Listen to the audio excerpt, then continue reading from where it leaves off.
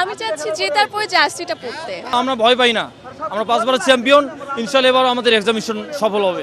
মানে আজকে আমার নতুন ফেয়ার আমরা তৈরি করছি, এনারা যদি আজকে ম্যাচ জয়লাভ করতে পারি তাহলে আমরা জার্সি পরাই দেবো।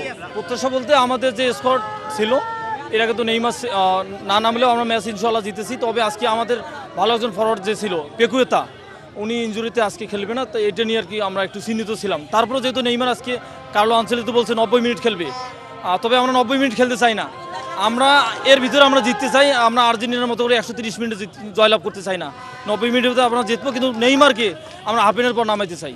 খেলায় হার জিত থাকে, তবে যে হাল্যান্ড আছে তাকে কোনো সময় দুর্বল ভাবা যাবে না। আর প্রতিপক্ষ মানেই সবসময় কঠিন।